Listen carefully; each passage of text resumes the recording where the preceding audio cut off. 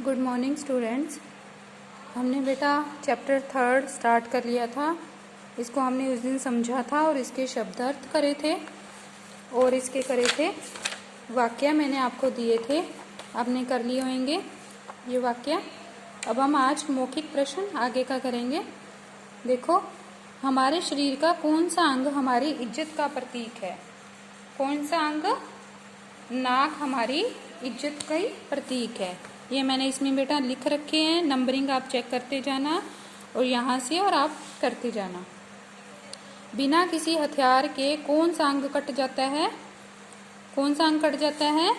बिना किसी हथियार के नाक कट जाती है। होता है ना कि मेरी तो नाक कट गई, हम बोलते हैं ना, इसने तो मेरी नाक ही कटवा दी, मतलब जब हमारी बेइज्जती हो जाती है, इंसल्ट हो जाती है ना।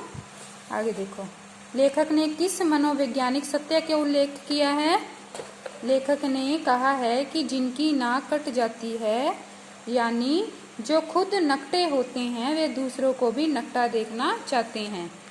नकटा मीन्स जिनको किसी बात की परवाह नहीं होती, ढीठ जिनको कहते हैं, उनके ऊपर कोई असर नहीं करता। आगे देखो, लेखक ने नाक की सहेली किसे बताया है? किसे बताया है? लेखक ने नाक की सहेली आंखों को बताया है। क्यों? क्योंकि जब आंखें में आंसू आते हैं तो नाक में से भी पानी आने लग जाता है, इसलिए बताया है आंख को नाक की सहेली। आगे देखो, उपन्यासों और कहानियों में सुंदर नाक को क्या कहा गया है? क्या कहा गया है? सुतवा। सुतवा कहा गया है, ठीक है।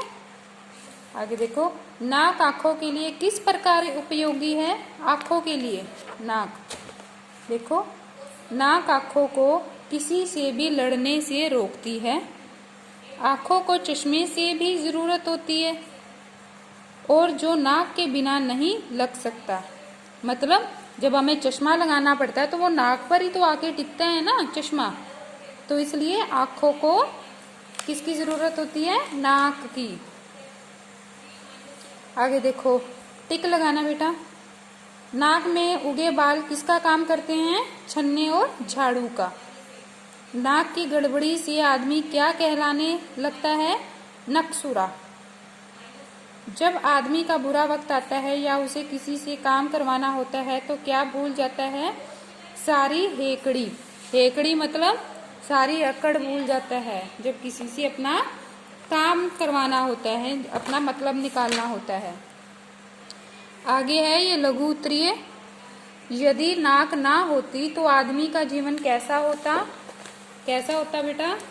यदि नाक ना होती तो आदमी का जीवन परेशानियों से युक्त होता, है ना, परेशानियों से मुक्त होता। उसे नाक के चक्कर में कोर्ट कचहरियों के चक्कर नहीं काटने पड़ते। अगर नाक ना होती, मतलब अपनी इज्जत के लिए इंसान क्या क्या करता है, कहाँ कहाँ चक्कर काटता है, ये बताया गया है। आगे देखो, नाक बचाने के लिए आदमी वर्दीधारियों, आयकर अधिकारियों के साथ कैसा व्यवहार करता है? नाक बचाने के लिए आदमी खाकी वर्दीधारियों, आयकर अधिकारियों या उनके दलालों की पत्रम पुष्पम से पूजा करता है, ठीक है। आगे देखो, नाक कब बुरी लगती है? नाक तब बुरी लगती है जब वह किसी शुभ कार्य में अनायास ही छींक मार देती है।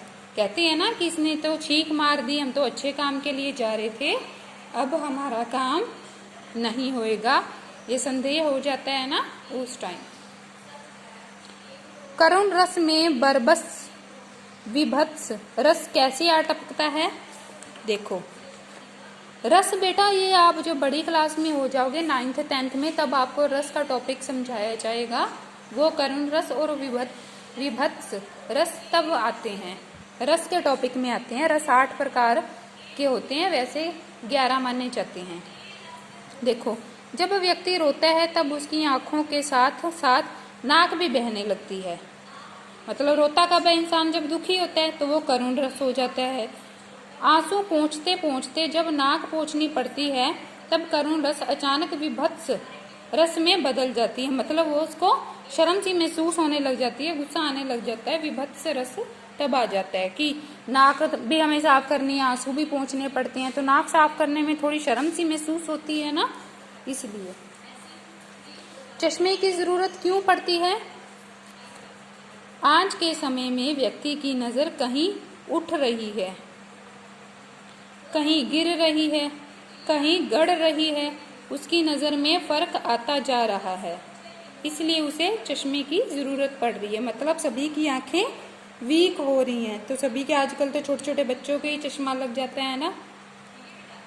देखो लास्ट, नाक के कारण किन दो महान ग्रंथों की रचना हुई है? नाक के कारण रामायण और महाभारत नामक दो महान ग्रंथों की रचना हुई है।